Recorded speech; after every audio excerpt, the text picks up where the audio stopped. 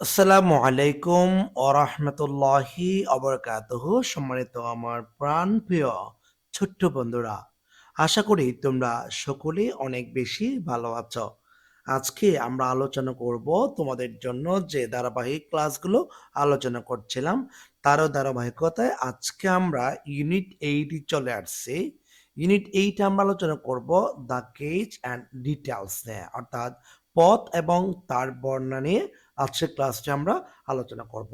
তোমরা যদি ক্লাসটি ভালো করে বুঝতে চাও অবশ্যই শেষ অবধি পর্যন্ত না টেনে ক্লাসটি ধীরে সুস্থে দেখবে। আমরা এখানে প্রথমত কাকে বলে, কত প্রকার, বিস্তারিত আজকের ক্লাসে আমরা জেনে নেব। তো এখানে প্রথমত দেখে নেব কেজ কাকে বলে। দেখতে পাচ্ছি সেন্টেন্সের মধ্যে নাউন অথবা প্রনাউনের সঙ্গে অন্য ওয়ার্ডের যে সম্পর্ক তাকে আমরা কি বলি? কেজ বলে থাকে। এই কেজকে আমরা প্রধানত চার ভাগে ভাগ করি।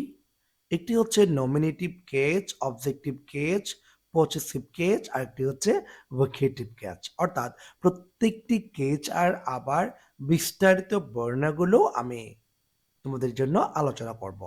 তোমরা যদি আমার ইউটিউব চ্যানেলে নতুন হয়ে থাকো তাহলে অবশ্যই আমার ইউটিউব চ্যানেলটি সাবস্ক্রাইব করে রাখো, কেননা আমি এই চ্যানেলে অনেকগুলো ক্লাস আপলোড করব যা তোমাদের পরপর দরকার হতে পারে। এই জন্য বলবো তোমরা আমার ইউটিউব চ্যানেলটি অবশ্যই সাবস্ক্রাইব করে রাখবে। আচ্ছা, তাহলে এখন বিস্তারিত আমরা আলোচনায় চলে যাচ্ছি। নমিনেটিভ কেস কাকে বলে, কি কি কেমনে বুঝবো সেটা বলা হচ্ছে। প্রথমত আমরা দেখে নিচ্ছি যে এখানে নমিনেটিভ কেস মানে হচ্ছে কর্তৃকারক।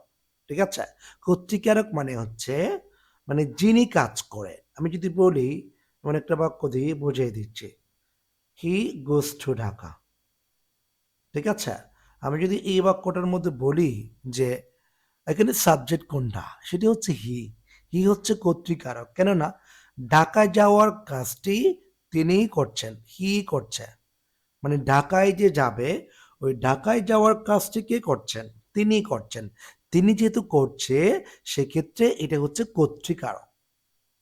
এরপর আমরা দেখে নেব যে নাউন বা প্রনাউন দ্বারা কোনো ভার্বের কাজ সম্পন্ন করে তাকে আমরা কি বলি? তাকে আমরা নমিনেটিভ কেস বলতে পারি। তারপর বি নাম্বারে দেখতে পাচ্ছি আমরা মিনা। মিনার মধ্যে এই মিনা হচ্ছে সাবজেক্ট, অর্থাৎ স্কুলে যাওয়ার কাজটি মিনা করছে। এই মিনা হচ্ছে আপনার সাবজেক্টিভ ফর্ম, অর্থাৎ নমিনেটিভ ক্যাচ। এরপর হি যেটা আছে এটাও নমিনেটিভ ক্যাচ, কেননা ওই যে he reads an English book, বা ইংরেজি পড়ার কাজটি তিনিই করছেন, অর্থাৎ যিনি কাজ করবে কর্তা উনি হচ্ছে মূলত নমিনেটিভ ক্যাচ। এরপর আমরা দেখে নেব অবজেক্টিভ ক্যাচ। অবজেক্টিভ ক্যাচ আমরা দেখতে পাচ্ছি যে এখানে কর্মকারক, বাংলা অর্থ কোন সেন্টেন্সের ভার্বকে কি অথবা কাকে দ্বারা প্রশ্ন করে যে উত্তর পাওয়া যাবে তাকে আমরা অবজেক্টিভ কেচ বলে থাকি। অবজেক্টিভ কেচ বলে থাকে।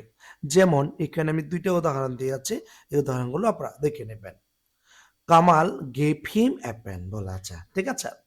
এখন কামাল গেভ হিম যেহেতু এ পেন আছে, সেক্ষেত্রে আমরা এখন ভার্বকে যদি প্রশ্ন করি যে তাকে আমি কি দিয়েছে, কলম দিয়েছে, এই কলম হচ্ছে অবজেক্টিভ ক্যাচ। ঠিক তো বি নাম্বারটাও একই রকম। এরপর আমরা পসেসিভ কেস কাকে বলে সেটি দেখে নেব। পসেসিভ কেসের বাংলা অর্থ হচ্ছে সম্বন্ধ পদ। যে সেন্টেন্সে কোনো নাউন বা প্রনাউন অন্য নাউন বা প্রনাউনের সাথে উহার সম্বন্ধ প্রকাশ করে তাকে আমরা কি বলি? পসেসিভ কেস বলে থাকি। যথা দিস ইজ মাই বুক, ঠিক আছে। এখানে মাই দ্বারা মূলত দিসকে বোঝাচ্ছে, ঠিক আছে। অর্থাৎ দিস একটা প্রনাউন, মাই একটি প্রনাউন, ঠিক আছে। মূলত এই দুই প্রনাউনের মাঝখানে একটি সম্পর্ক আছে, যার কারণে আমরা এই মাইটাকে পসেসিভ প্রনাউন বলতে পারবো। আচ্ছা, এরপর আমরা দেখে নেব আমাদের ভোকেটিভ কেস। বা ভোকেটিভ কেস মানে হচ্ছে সম্বোধন বাচক বাক্য বা পদ, ঠিক আছে, বা সম্পর্ক তৈরি করা। তো তো এই ক্ষেত্রে আমরা দেখতে পাচ্ছি ভোকেটিভ কেজ মানে হচ্ছে ধরুন আমি একটা বাক্য দিই, আমি যদি বলি রহিম, ঠিক আছে? আমি যদি বলি যে রহিম ডু দ্য ওয়ার্ক, ঠিক আছে? ডু দ্য ওয়ার্ক, কাজটি রহিম কাজটি তুমি করো। রহিম কাজটি তুমি করো। এই যে রহিম বলে আমি একটা কমা দিলাম। অর্থাৎ আমি রহিমকে ডেকেছি বা রহিমকে সম্বোধন করে আমি কাজটি করতে বলেছি। সেজন্য এই রহিম হচ্ছে আপনার সম্বোধনবাচক একটি শব্দ। ঠিক আছে? এটি হচ্ছে ভোকেটিভ ক্যাচ মানে কাউকে সম্বোধন করা। তার মানে আমরা এখানে বলছি যে সেন্টেন্সে যে নাউন দ্বারা কোনো ব্যক্তি বা বস্তুকে সম্বোধন করবে তাকে আমরা কি বলি ভোকেটিভ কেচ বলে থাকি। এখন এখানে দেখতে পাচ্ছি রানা, কাম হিয়ার, রানা এদিকে আসো, যে এখানে রানাকে সম্বোধন করেই তো ডাকছে। তার মানে রানা হচ্ছে সম্বোধন বাচক বা ভোকেটিভ ক্যাচ। এরপর B number, open your book Meena, Meena তুমি তোমার বই খোলো। তো সেই ক্ষেত্রে মিনাকে নির্দিষ্ট করে বা মিনাকে সম্বোধন করে কথাটি বলেছেন।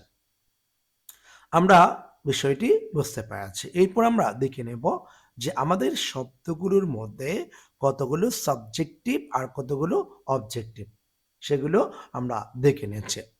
এখানে আমি পার্সনের উপর ভিত্তি করে আমরা ধারাবাহিকভাবে আলোচনা করছি। আমরা পার্সনও হয়তো আলোচনা করেছি আগের ক্লাসে। তো আমরা এখানে দেখে নিচ্ছি পাস্ট পার্সন, যেমন নমিনেটিভ সিঙ্গুলার হচ্ছে আই, প্লুরাল হচ্ছে উই। তারপরে আমরা এখানে দেখতে পাচ্ছি নমিনেটিভ অবজেক্টিভ হচ্ছে মি আর এই হচ্ছে আস, পসেসিভ মাই, মাইন, আওয়ার অথবা আওয়ার্স। ঠিক আছে? এই যে শব্দগুলো আমরা কোনটি কোনটি সাবজেক্টিভ সিঙ্গুলার, কোনটি প্লুরাল, এগুলো দেখিয়ে দিচ্ছি। কেননা এগুলো যদি আপনারা জানেন তাহলে কি হবে জানেন? ওই যে আপনাদের যে ক্লাসগুলো আমি আপলোড করেছি কারেক্ট ফর্ম অফ ভার্বস থেকে, ওই ক্লাসগুলো আপনি ভালো করে বুঝতে পারবেন। এরপর আমরা দেখে নেব সেকেন্ড পার্সন, অর্থাৎ সেকেন্ড পার্সন থেকে যেগুলো আছে সেগুলো দেখছি। যেমন এখানে লেখা আছে নমিনেটিভ কেস আছে ইউ, তারপরে প্লোরাল হচ্ছে ইউ, এখানে সিঙ্গুলার ইউ, প্লোরাল ইউ। কেননা ইংরেজিতে তুমি তোমাকে বলার জন্য ইউ ছাড়া অন্য কোনো শব্দ নেই, এই জন্য।